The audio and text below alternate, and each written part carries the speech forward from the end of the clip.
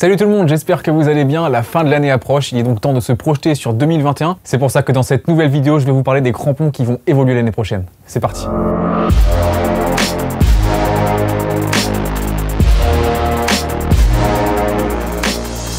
On commence avec la reine des chaussures de foot, la Nike Mercurial. La version actuelle date de 2019, le temps du changement est donc arrivé. En février 2020, Nike annonçait la Air Zoom Mercurial, une chaussure réintégrant la mythique technologie Air Zoom des années 2000 et une tige imprimée en 3D. 10 mois plus tard, toujours pas de nouvelles de cette paire, mais un prototype de la prochaine Mercurial a récemment fait son apparition sur les terrains et devinez quoi, il présente quelques similitudes avec la Air Zoom, notamment au niveau de la tige où l'on peut apercevoir quelques perforations. Alors la Air Zoom sera-t-elle la prochaine Nike Mercurial? Pour l'instant, on ne sait pas et il est assez difficile de se prononcer sur le sujet en ayant seulement vu quelques photos d'entraînement, pas toujours de très bonne qualité. Ce que l'on peut vous dire à ce stade, c'est que le revêtement des deux Mercurial a été retravaillé avec des petites perforations, comme j'ai pu le dire juste avant, que le col a été modifié, plus large sur la Mercurial Vapor, plus court, plus bas sur la Mercurial Superfly. Et enfin, il semble y avoir une coque au niveau du talon, peut-être pour un meilleur maintien dans les changements de direction. Chez Puma, un prototype non identifié circule dans les... Bon, je m'arrête tout de suite. Cette chaussure, on sait tout ce que c'est maintenant. Cette vidéo, on l'a tournée il y a 2 semaines et depuis, Puma a dévoilé la nouvelle Future Z que l'on vous a d'ores et déjà présentée dans notre dernière vidéo d'ailleurs. Je vous remets le lien dans la description pour aller voir ça.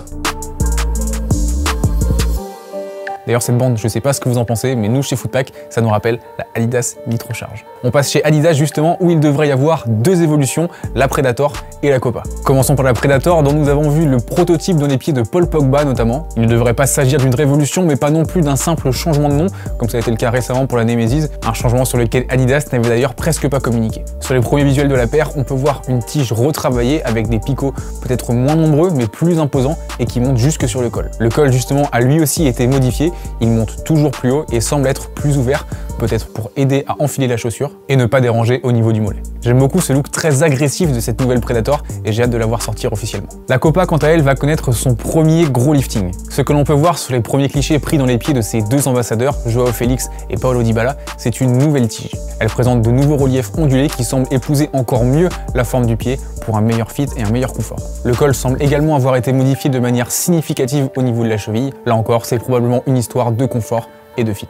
Je sais pas ce que vous pensez de cette nouvelle Copa, personnellement j'en suis pas fan, comme c'était déjà le cas pour le prototype de la première Copa, mais dans son coloris de lancement, la Copa était magnifique, ça avait été un vrai coup de cœur pour moi, donc j'ai hâte de voir le premier coloris de cette nouvelle Copa, affaire à suivre. On termine avec New Balance, très en vue en ce moment et qui semble préparer le lancement d'une nouvelle évolution de la Furon. Quasiment aucune information sur la paire à l'heure actuelle, on a hâte de la voir arriver, surtout qu'elle pourrait être accompagnée de nouveaux ambassadeurs comme Raheem Sterling ou Calvert-Lewin. Voilà, on arrive déjà à la fin de cette vidéo, j'espère que celle-ci vous a plu. Comme d'habitude, n'hésitez pas à réagir dans les commentaires, je vous laisse me dire quelle paire vous attendez le plus en 2021. Mettre un petit pouce bleu, vous abonner si ce n'est pas déjà fait. On se retrouve très bientôt pour une nouvelle vidéo. Salut!